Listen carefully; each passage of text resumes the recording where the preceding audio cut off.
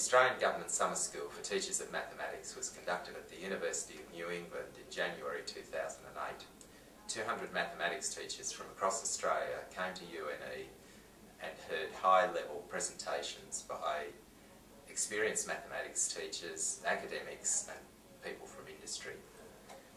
Margaret Bigelow, who is a project manager with the New South Wales Board of Studies, gave a presentation on an exceptional schooling's outcomes project.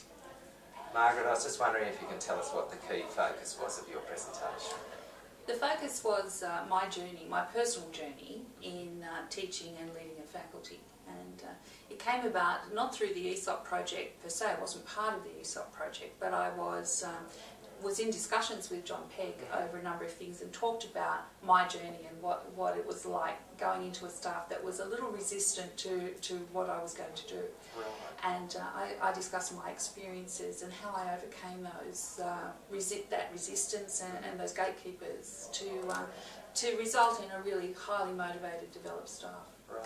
So, how is the presentation relevant to teachers of contemporary mathematics? It gives them some ideas on how to deal with staff that are not exactly taking on board their ideas, especially after they've come out of this summer school. They're going to go back and they're going to be buzzing with lots of different ideas. And it just gave them some strategies to kind of deal with that resistance and how they're going to cope with people that are going to go, yeah, sure. So, yeah, I hope they do. I hope they take away something that will help them. Yes, I guess this is really important because one of the key issues that emerges out of professional development often is that people are very motivated and then they return to the context that they work in. Nothing's changed there, nothing's shifted, people don't know what they've gone through, and so there is that resistance, as you say. So people will have some strategies to take away. Can you tell us a little bit about some of the ideas and issues that you would like the participants of the school to take back with them from that presentation? It's hard to pick one or two, but I think one of them is the keynote. I think is not being frightened to try something. I think a lot of people live in fear about looking stupid, or live in fear about doing the wrong thing, or risk-taking. And what they've got to do is take those risks so that they can find something that works for them. Unless they take the risk, they don't know. Yes. So I think the main thing I wanted them to take away is don't be frightened. Right. And encourage their staff not to be frightened as well, and make them feel comfortable so they're not frightened. And one other thing is, don't give up. No. Even against the worst circumstances, change can happen, and it's always a good thing.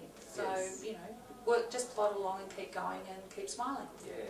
Yes, this is certainly a recurring theme through the summer school, the risk-taking notion, and I think that the fact that there's been very strong networking and people have developed strong bonds while they're here will give them a resource, other people who understand what they're going through that they can talk to as they undertake these risks and inevitably have a few failures, but hopefully successes that they can share and discuss how they undertake these. The importance of that network is, I can't describe how important it is, and I think hopefully I've got that message through, that that's the only thing that kept me going was my support network. Yes. And the support comes from unusual sources sometimes, and it can be the people that they've met here or colleagues when they get back into their school environment, or their friends or partners or whatever.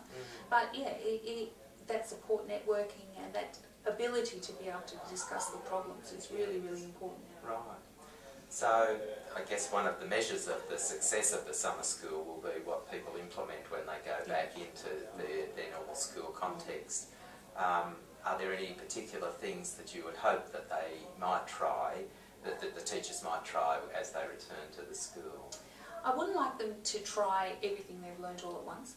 I'd like them to take one thing and perhaps whatever suits their needs or suits their personality or suits their staff or their students' needs, and just take on one thing at a time. Yes. Hasten slowly.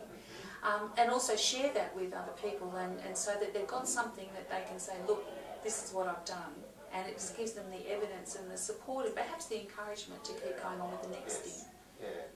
Yes, I guess it's one of the strategies that I think is always important in I guess, teaching situations is one of ensuring that people have success, that students have success early, and it builds up their motivation. And in this situation, I guess the teachers have to select fairly carefully what they're going to do so they do ensure they have success. But also the teachers have to feel that they have success. So it's not only the students that feel success, but the teachers have to feel that success. It's that feedback thing that John Hattie was talking about. Right. So it's instant feedback.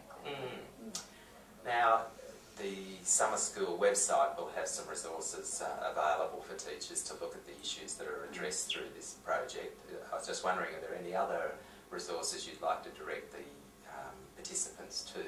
I think it's almost should be compulsory reading is the AESOP book on maths teaching. I found it fascinating, and it's an easy read.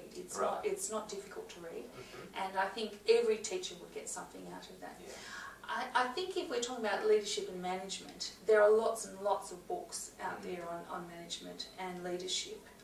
Even through the Institute of Teachers, there are websites they can go to on leadership and educational leadership.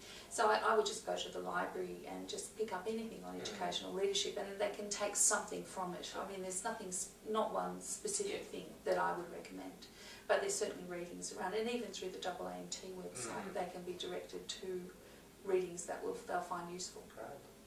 All right, Margaret. Well, thank you very much for your wonderful presentation, and thank you for talking to us today. Thank you.